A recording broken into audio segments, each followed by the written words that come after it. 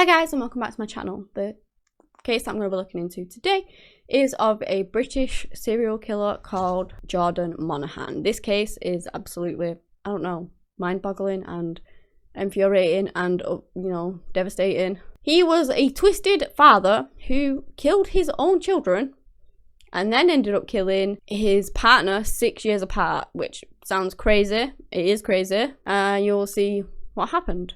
This case was suggested by Kate, so thank you for that. I appreciate any suggestions you guys have. And of course, if you have any more, please do let me know.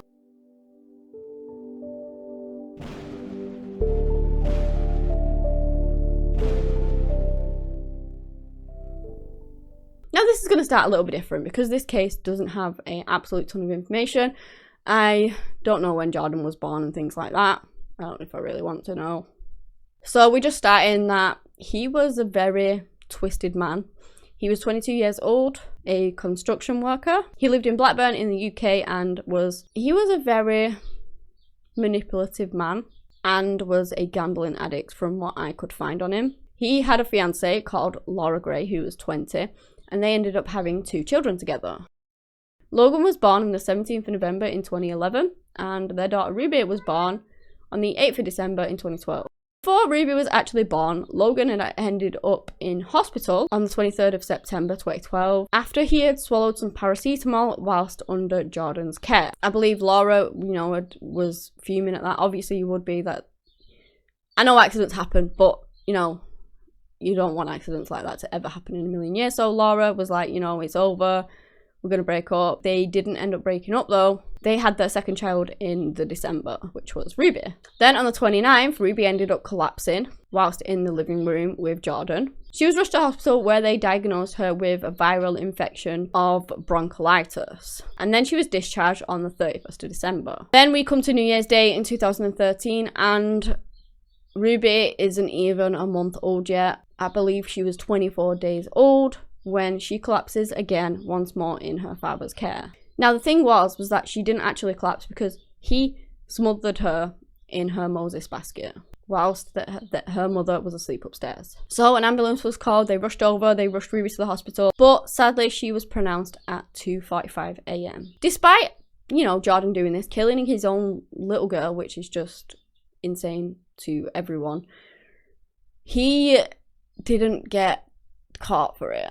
They did a post-mortem on Ruby to figure out, why she had sadly died. And they said that she died from acute bronchopneumonia.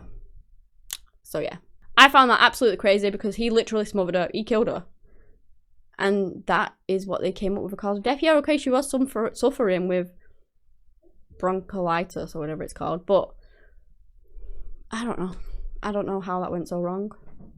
Because he did it. So, for now, at least, he was getting away with it. And that's just really sad because he did go on to kill Logan too. Maybe if... I'm not trying to blame anyone here, but, maybe if they'd actually found out that he had killed Ruby, he wouldn't have managed to kill the other 2 people that he was going to kill. And obviously, hindsight's a sad thing to look back to.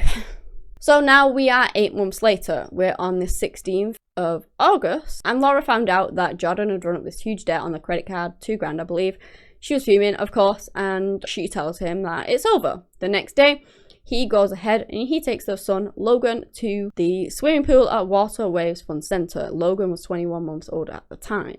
He went and he took his son into a cubicle and he smothered him in that cubicle. He then puts him in a pram and takes him home. And that is when later Laura discovers their child unresponsive in his pram. They're ringing an ambulance, but sadly it's too late and Logan has died. Well, he's been murdered, but they didn't know that at the time. Well, the mother and the police didn't know that at the time, at least. Again, they did a post-mortem. They have now lost 2 children. Why? So they do their findings, they look into the findings, and it comes up as his cause of death was unascertained. And honestly, I just can't believe this case. Like, he's literally murdered 2 children now. And I don't know, I don't know. Why are they not looking into him? Why have they not found evidence that he has done it? I don't know. He also attempted to murder another child as well. I'm not sure of the timeline on that. I know that he did attempt on a child's life. Obviously, that child could not be named for legal reasons at the time or anything like that, but Whether that was the tip that was received to finally sort of get these cases looked into, I'm also not sure of, because I couldn't find too much information on it. But obviously Laura was devastated at the loss of both of her children. All she ever wanted to be was mum, and she was absolutely heartbroken that this had happened to them. You know, well, she thought them at the time. They actually went on TV and did an interview of how hard it was, how devastated they was that they lost both of their children, that they were thinking that maybe it was a genetic issue and they were not going to have any more kids because of that. They didn't want to have to go through it again and put their child through that again. And literally the man that killed them both was stood there right alongside of her, pretending to be sad. Honestly. He spoke to the reporters of his heartbreak of losing his children, and he even posed for some photos of with Laura over the loss of his kids, and said that he was going to get some genetic testing done to see whether there was some underlying conditions as to the reason behind his children's deaths. You know, he was playing the victim in all this when he was the perpetrator. Jordan and Laura split up at some point, you know, in the years that followed. And then in 2018, the Lancashire police did a review on the deaths of the two children after a tip came in. Like I said before, I don't know whether this was when he attempted to kill another child and then that was the tip that came in to make them look into these deaths. I have no idea. But they got some new information that came to light, and, you know, that made them look into it. They found that both of the children's deaths could not be explained by illness, genetic defect, or natural causes. And so this is when they launched a double murder investigation, and that was in the January. Jordan was arrested, and then he was questioned, and then he was bailed until they carried out further inquiries into him. Now, in the months that had passed, he had ended up getting into another relationship with a woman called Evie Adams. She was 23. They had spent a few months together, you know, and they booked this trip to Blackpool on the 11th of October, and there they ended up having this huge row. She threatened to end their relationship, and I believe that Evie was actually warned to stay away from him. I think it was by authorities, like the police warned her to stay away from him, said that he's potentially a dangerous man. Obviously they didn't have proof or anything at that point, but they had high suspicions about him, but they still left him on the streets, which I do not understand. He was known to them to be this potentially dangerous man who had killed two of his children, and yet they just left him.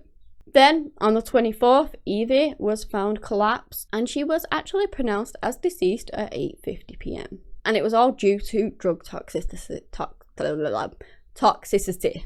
There you go. That's the word. Jordan had struck again. He had literally killed Evie by poisoning her with a cocktail of drugs, and one of those drugs was tested to be 5 times the amount that ever should have been in her system. And basically he had done this whilst out on bail for murdering his 2 children 6 years prior to that, and then he went on and killed his girlfriend. Honestly, it's just crazy. You can't make it up. It took another 15 months after Evie's murder for him to even be charged with anything, and then that occurred on the 18th of January in 2021, and he was charged with the 3 murders. On the 17th of December in 2021, Jason Monaghan, who was then 30 years old, was found guilty of all 3 murders, as well as the murder attempt on the 3rd child, who again cannot be named for legal reasons. He was sentenced to life imprisonment with minimum of 40 years before he is liable for parole. And apparently it actually came out in court that he enjoyed the attention and the sympathies that he was getting for the deaths of his children. So I don't know whether that's his motive behind it or what, but this individual is just a very, very sick person, and who knows at this point.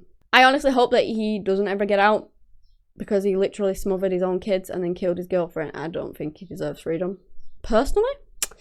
But let me know what you guys think on this case. And I think that the police could have probably done a lot more than they did, and maybe have saved some lives. But again, that's just looking back into it. Obviously, that's not what happened. And, you know, I'm not trying to put any blame on anyone here. It's just really sad that maybe it could have. But yeah, that's the end of the case. If you guys have enjoyed this video, give me a big thumbs up, subscribe to the channel for similar content. Anyway, that's all I have today on the case of murderer Jordan Monaghan, who killed poor Logan, Ruby and Evie. Thank you so much for watching, and until next time, bye.